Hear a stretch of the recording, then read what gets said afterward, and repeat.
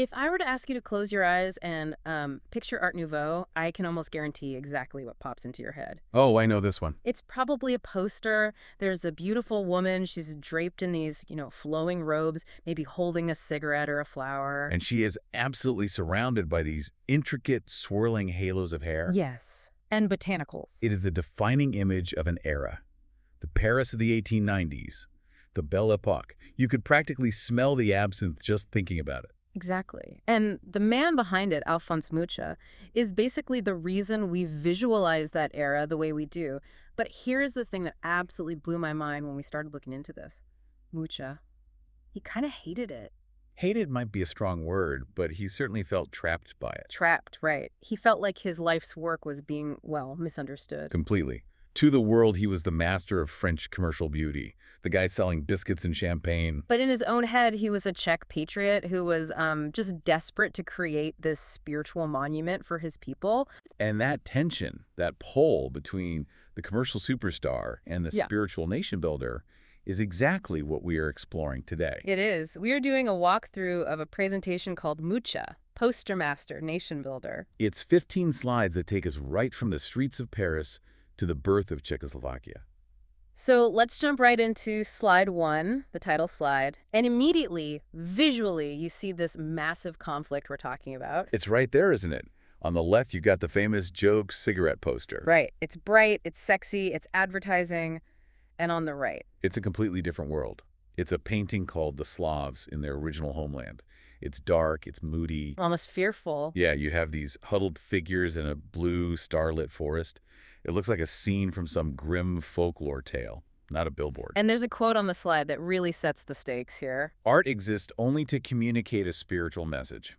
That's it. That is the key insight. Mucha actually rejected the term Art Nouveau, which just means new art, because he didn't believe art should be about what's trendy. He thought it should be eternal. Exactly. To him, being a decorator was just a job, but being a Czech patriot, using paint to unify a fractured people, that was the mission. But before he could, save the soul of his nation, he had to get famous first. He certainly did.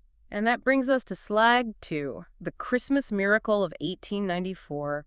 This sounds like a movie script. It really does. So set the scene. It's Paris, December 26th. Everyone is on holiday. Right. But Sarah Bernhardt, who is arguably the most famous actress on the planet at this time, think A-list, bold-faced name celebrity, needs a rush poster for her play Gismonda. And because it's the holidays, all the usual big-name artists are unavailable. They're eating goose, drinking wine. Exactly. But Mucha is there. He's just correcting proofs at the Le Mercier print shop. He's the only one around. So he takes the job. He takes the job. And what he produces is nothing short of a design revolution. This is where we see that signature style emerge, isn't it? Yes, but specifically it's the format. He created this kakemono shape. It's a Japanese term for a hanging scroll. Oh, interesting. So the poster was narrow and exceptionally tall, about 2 meters high. It was life-size. So when you saw it on the street, you were practically looking Sarah Bernhardt in the eye. That had to be arresting. Precisely. And he rejected the screaming, bright, garish colors that were popular in advertising at the time. What did he use instead? He used eau de Nil, this pale, greenish blue with gold and ochre. He portrayed her not just as an actress, but as a Byzantine icon. She was static, dignified. Haloed. Yes. The reaction was insane. The notes say people were bribing the bill stickers to literally steal the posters off the walls. Before they were even properly glued up. It was an overnight sensation.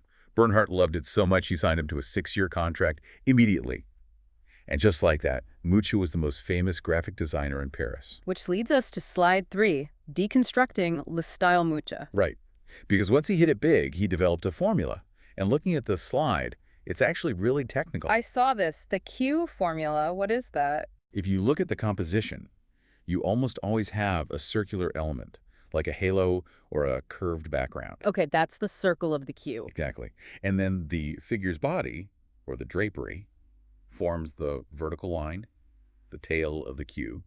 It guides the eye perfectly. And we have to talk about the hair. The slide uses the term macaroni hair, which I love. It's a vivid description. It refers to how he treated hair as a graphic element. It wasn't realistic hair. It was these vermicelli-like tendrils that just defied gravity. They swirl around and fill the space. They frame the image. And the woman herself, the Mucha woman, she wasn't the scary femme fatale that was popular with the symbolists, right? No, she looks approachable. That's the femme nouvelle, or new woman. Right. She was healthy, she was semi-divine, but somehow accessible. And that ties into Mucha's whole philosophy of democratization. Right, the idea that art shouldn't just be in galleries for the rich. It should elevate the everyday. He wanted to bring beauty to biscuit tins, calendars, home decor. But that democratization had a downside, didn't it? Which takes us to slide 4. The mystic in the marketplace. Yes. By 1900, Mucha is everywhere. He's designing labels for Moet and Chandon, champagne, baby food, bicycles. And this is the trap. He's incredibly famous, but he feels his art is being stripped of its meaning. He's becoming a brand, not a messenger. Imagine wanting to be a philosopher, but everyone just wants you to design their soap packaging. So what's the turning point for him? A book called Le Pater, published in 1899, it was his illustrated interpretation of the Lord's Prayer. Wait, the Lord's Prayer, that seems like a really hard pivot from champagne labels. It was. But you have to understand, Mucha was a Freemason, and he was heavily interested in spiritualism. Ah. So Le Pater wasn't just a prayer book. It was his bridge from decoration to philosophy. He actually considered this his masterpiece, not the posters. It was his way of saying, I have something deeper to say. And he was about to get a chance to say it on a much bigger stage. Slide 5 takes us to 1918, branding a new nation. Context is everything here. World War I ends. The Austro-Hungarian Empire, which had ruled the Czech people for centuries. It collapses, and suddenly Czechoslovakia is born. And who do they call to design the visual identity of this brand new country? The biscuit tin guy. The poster master, yes. But he took it incredibly seriously. He worked for free. He saw himself as the visual architect of the new state. And the notes say he designed everything. I mean, everything. Stamps, currency, police uniforms. Even the coat of arms. And there's a fascinating detail in this slide about the currency. Oh. On the 100 krona note, the image of Slavia, the female symbol of the nation, was actually modeled on Josephine Crane Bradley. And she was the wife of his American patron, the one who funded the Slav epic. Exactly. It shows how personal these connections were. But look at the stamps. He focused on Prague Castle. To him, that castle was the palladium, the safeguard of the nation. He wasn't just making pretty pictures. He was trying to give people images to rally around. He was branding a people. He was. But even designing an entire country's money wasn't the big project. No. We finally arrive at slide 6, the magnum opus, the Slav epic. This is what he spent the second half of his life on. And the stats on this are just staggering. 1910 to 1928. 18 years of continuous work. 20 monumental canvases. And when we say monumental, we mean huge. The largest ones are 6 by 8 meters. That's roughly 20 by 26 feet. You're not just looking at a painting. You're standing in front of a wall of color. How did he even paint them? Well, he used a mix of egg tempera and oil on canvas. He actually borrowed techniques from set painting. Remember, he started in theater to ensure they were durable and had a matte finish. Why does the matte finish matter? Because when paintings are that big, if they're glossy oil, the glare from museum lights makes them impossible to see from certain angles. Mucha engineered these to be legible from anywhere in the room. Smart. And the goal wasn't just history paintings, right? No. It was a visual narrative of the entire Slavic history, from mythological origins all the way to independence. He wanted to bind the Czechs, Russians, Serbs, Poles, all together into one shared story. Now, slide 7 gives us a peek behind the curtain. Studio secrets. How on earth do you even paint something that big? Mucha was actually a pioneer in using photography for reference. Oh, really? He didn't just sketch. He staged these elaborate tableaux. He rented out Zabero Castle, a massive space, and set up models in full costume to study the light and the drape of the fabric before he ever touched a canvas. And the slide mentions a technique called dual world lighting. What is that? It's brilliant. If you look closely at the epic, you see two kinds of light. The historical figures, the real people, are lit with natural, dramatic, real light. Okay. But then you have these allegorical figures, spirits, ancestors, gods.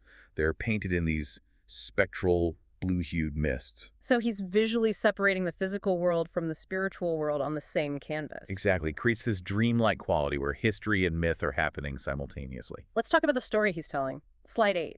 Philosophy on Campus, Peace Over War. This is critical because most nationalistic art from that time is about conquering. It's about, we beat them. Look at our glorious generals. Mucha flips that. He does.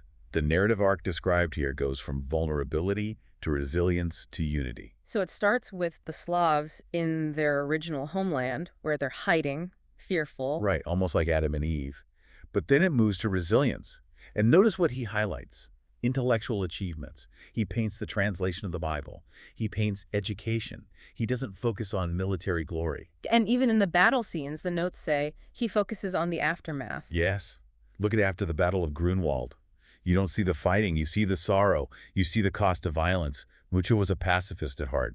He believed Slavic strength came from their culture and their endurance, not their swords. And the finale, the apotheosis, celebrates independence in 1918.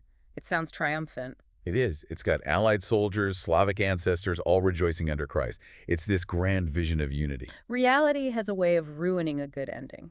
Slide 9. A masterpiece out of time. It's 1928. Mucha and his patron, Charles Crane, gift the entire cycle to the city of Prague. It should be the happiest day of his life. It should have been.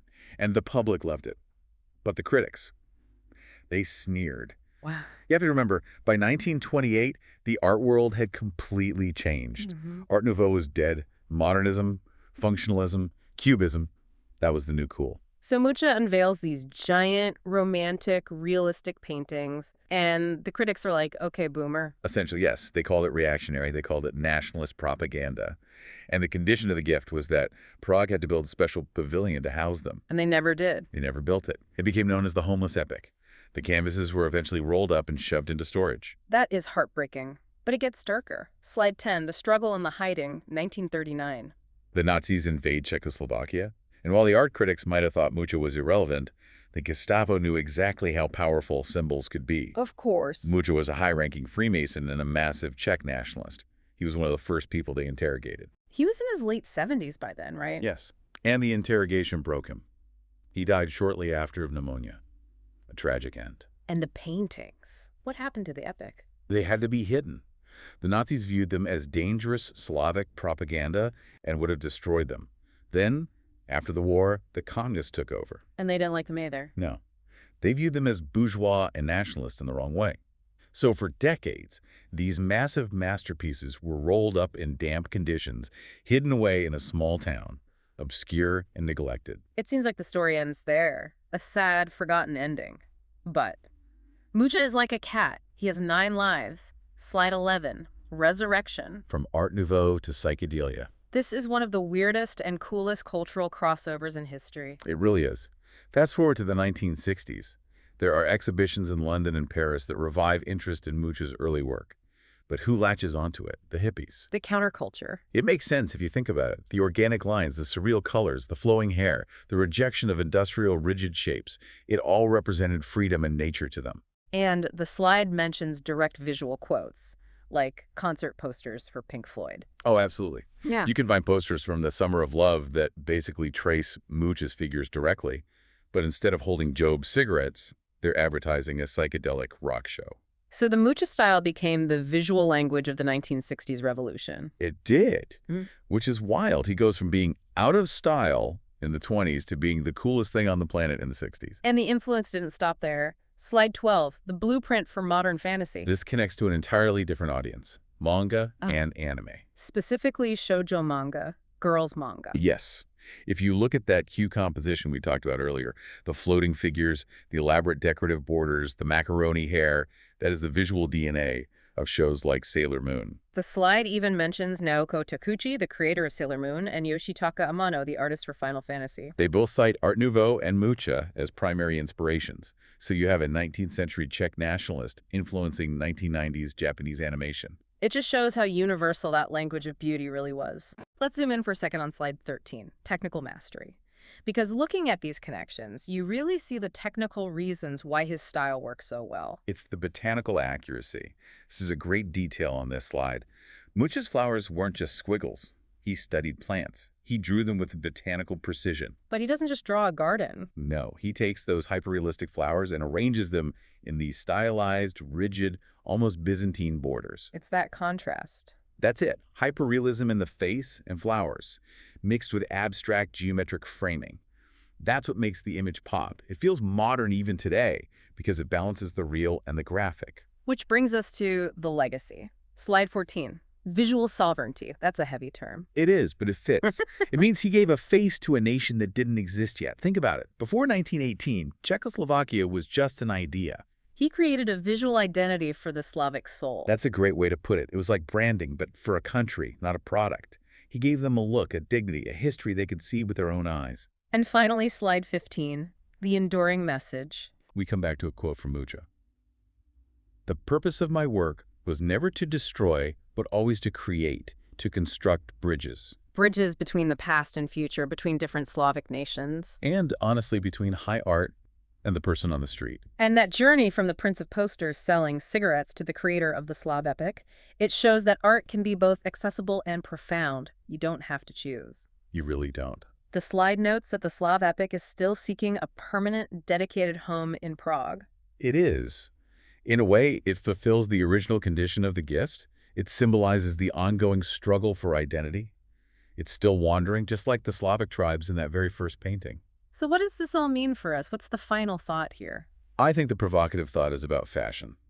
Mucha died thinking he was a failure because he was out of style. The critics dismissed him. But history proved the critics wrong. Completely.